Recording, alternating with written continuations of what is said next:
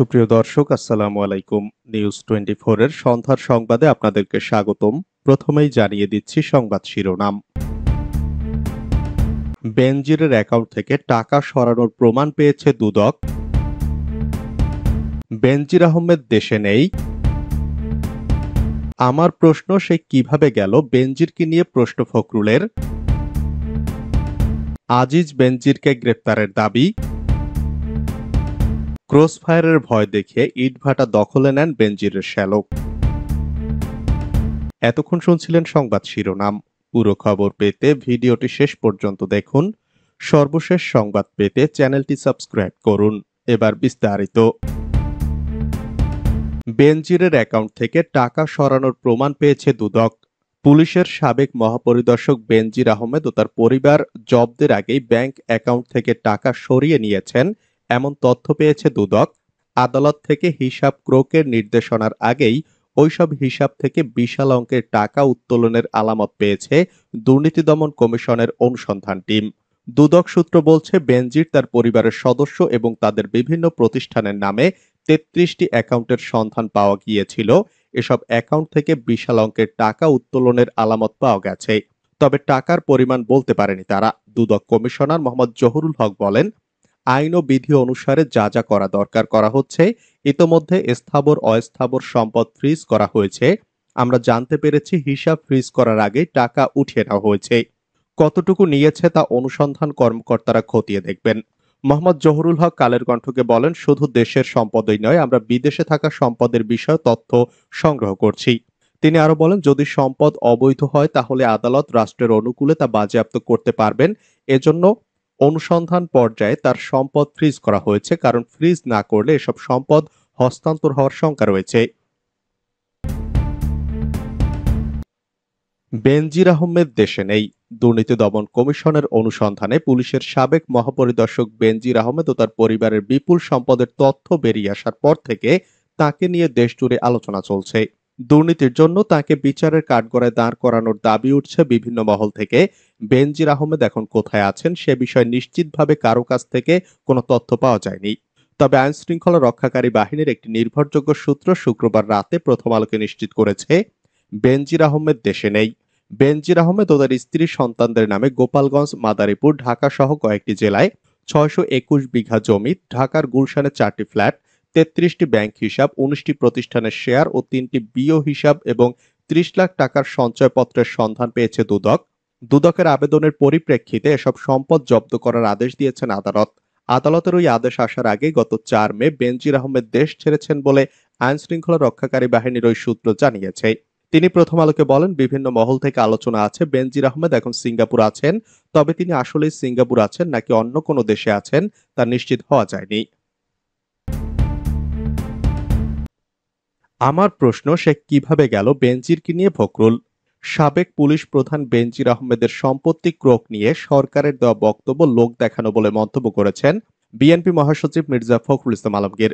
তিনি বলেন, পত্রিকায় দেখলাম বেনজির দেশ ছেড়ে চলে গেছে, ৪ মে সপরিবারে চলে গেছে।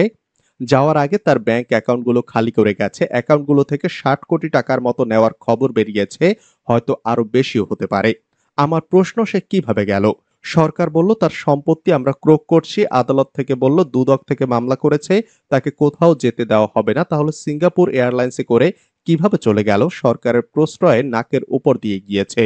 শনিবার দুপুরে রাজধানীর জাতীয় প্রেস ক্লাবে এক আলোচনা সভায় বেনজির আহমেদ দেশে নেই গণমাধ্যমে প্রকাশিত খবর তুলে ধরে বিএনপি মহাসচিব এসব কথা বলেন। আওয়ামী লীগের সাধারণ সম্পাদক ওবায়দুল কাদেরকে উদ্দেশ্য করে বিএনপি মহাসচিব বলেন, তাহলে এই যে কথা বলছেন কেউ ছাড় পাবে না, আমরা সবার বিচার করি। আপনি বাংলাদেশের মানুষ সবাইকে আহম্বক মনে করছেন? দেশের মানুষ তো আহম্বক না, সবাই বোঝে এগুলো সব আপনাদের লোক দেখানো প্রতারণা। এখন পর্যন্ত এই প্রতারণা করে দেশ শাসন করেছেন। আজিজ বেনজিরকে গ্রেপ্তারের দাবি। সাবেক সেনাপ্রধান আজিজ আহমেদ ও পুলিশের সাবেক আইজিপি বেনজির আহমেদকে অবিলম্বে গ্রেপ্তারের দাবি জানিয়েছে আমার বাংলাদেশ পার্টি। একই সঙ্গে তাদের লুটের অর্থ উদ্ধার করে ঘূর্ণিঝড় রিমালে ক্ষতিগ্রস্তদের দেওয়ার দাবি জানিয়েছে দলটি। শুক্রবার বিকেলে রাজধানীর পল্টন বিজয়নগরে বিক্ষোভ মিছিল ও সমাবেশ থেকে এ দাবি জানান দলের কেন্দ্রীয় নেতারা।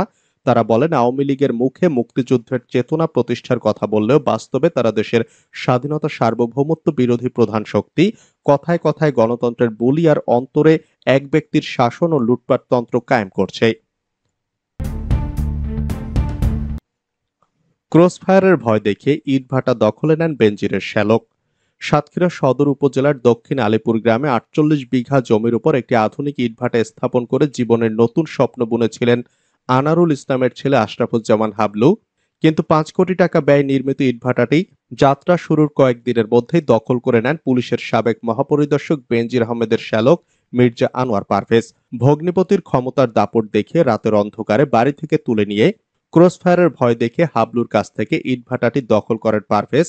আইজিপি হওয়ার আগে টানা প্রায় ৫ বছর র্যাপিড অ্যাকশন ব্যাটালিয়নের মহাপরিচালক ছিলেন বেনজির আহমেদ। অনুসন্ধানে দেখা গেছে তার ক্ষমতার দাপট ছড়িয়ে পড়ে ঢাকা থেকে ২৫০ কিলোমিটার দূরে সাতক্ষীরায়ও।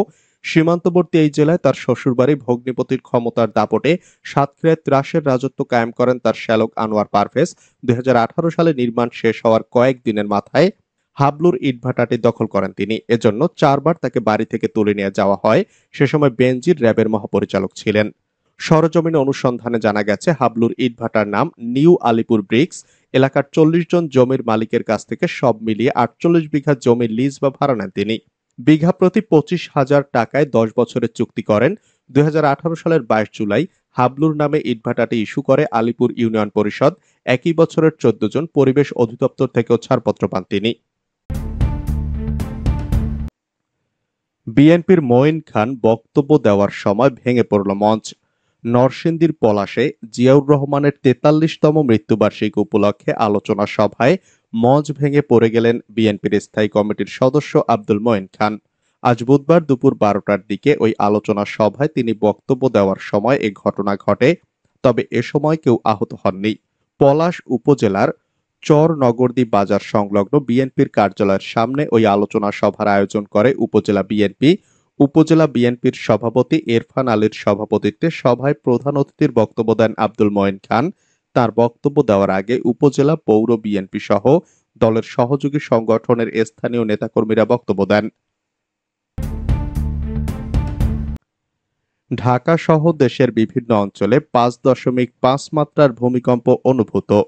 ঢাকা সহ দেশের বিভিন্ন অঞ্চলে ভূমিকম্প অনুভূত হয়েছে। আজ বুধবার সন্ধ্যা ৭টা ১৩ মিনিটে অনুভূত হওয়া মাঝারি মাত্রার ভূমিকম্পনটি কয়েক সেকেন্ডে স্থায়ী হয়। আবহাওয়া অধিদপ্তর সূত্র জানিয়েছে, রিক্টার স্কেলে ভূমিকম্পটির মাত্রা ছিল ৫.৫। ঢাকা ছাড়াও চট্টগ্রাম ও সিলেট থেকে ভূমিকম্প অনুভূত হওয়ার খবর পাওয়া গেছে। তবে তাৎক্ষণিকভাবে এতে কোনো ক্ষয়ক্ষতির খবর পাওয়া যায়নি। আবহাওয়া অধিদপ্তর জানিয়েছে, ভূমিকম্পটির উৎপত্তি স্থল ছিল ঢাকা থেকে ৪৩৯ কিলোমিটার দূরে মিয়ানমারে মাওলাইক শহরে। তবে ভারতের ভূমিকম্প বিষয়ক সরকারি সংস্থা ন্যাশনাল সেন্টার ফর সিসমোলজি জানিয়েছে, ভূমিকম্পটি ছিল ৫.৬ মাত্রার। এর গভীরতা ছিল ১১০ কিলোমিটার। কলকাতা যেতে বাধা, কারণ জানালেন এমপি আনার কন্যা। কলকাতার নিউ টাউনের সঞ্জীভা গার্ডেন্সের যে ফ্ল্যাটে ঝিনাইদহ ৪ আসনের সংসদ সদস্য আনোয়ারুল আজিম আনারকে হত্যা করা হয়েছিল, সেই ফ্ল্যাটের সেপটিক ট্যাঙ্ক থেকে ৪ কেজি টুকরো মাংস পাওয়া গেছে। এগুলো এমপি আজিমের দেহাংশ কিনা তা নিশ্চিত করতে তার মেয়ে মুমতারিন ফেরদৌস ডোরিন ও এমপি আজিমের ভাইকে কলকাতায় ডেকেছে ডিবি। তবে ভিসা জটিলতায় এখনো কলকাতায় যাওয়া আটকে আছে এমপি আনার কন্যা সহ কয়েকজনের। ভিসা হাতে পেলেই আজ অথবা আগামীকাল সকালে কলকাতায় যাবেন তিনি। বুধবার সকালে কালীগঞ্জের সংসদ সদস্যের বাসভবনের সামনে সাংবাদিকদের একথা বলেন তিনি।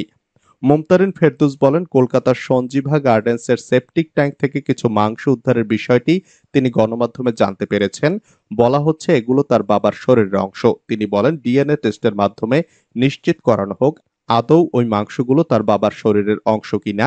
হত্যাকাণ্ডের পেছনে রাজনৈতিক কোনো কারণ আছে কিনা সেটিও খতিয়ে দেখার দাবি করেন মুমতারিন। বেনজির ও আজিজদের বিচারের মুখোমুখি করছে আওয়ামী লীগ, মন্তব্য ওবায়দুল কাদেরের। বেনজির ও আজিজদের বিচারের মুখোমুখি করছে আওয়ামী লীগ, এসব কথা জানিয়েছেন দলটির সাধারণ সম্পাদক ওবায়দুল কাদের। তিনি বলেন, বেনজির আহমেদ ও আজিজ আহমেদের অপরাধ ব্যক্তিগত, সে অপরাধের জন্য তাদের শাস্তি পেতেই হবে। আজ বুধবার বিকেলে ধানমন্ডিতে আওয়ামী লীগের সভাপতি শেখ হাসিনার রাজনৈতিক কার্যালয়ে আয়োজিত সংবাদ সম্মেলনে তিনি সব কথা বলেন। বেনজির আজিজ আওয়ামী লীগের সৃষ্টি বলে বিএনপি নেতারা যে বক্তব্য দিয়েছেন, এর জবাবে আওয়ামী লীগের সাধারণ সম্পাদক পাল্টা প্রশ্ন রেখে বলেন, আশরাফুল হুদা পুলিশের সাবেক আইজি ও সাবেক দুজন পুলিশ কর্মকর্তা রকিবুল হুদা ও কোহিনুর তারা কাদের সৃষ্টি? দুর্নীতি লুটপাটের ভবন হাওয়া ভবন কাদের সৃষ্টি? তাদের বিচার কি বিএনপি করেছে? শেখ হাসিনার সৎ সাহস আছে, সে কারণে দুর্নীতির বিরুদ্ধে তার জিরো টলারেন্স।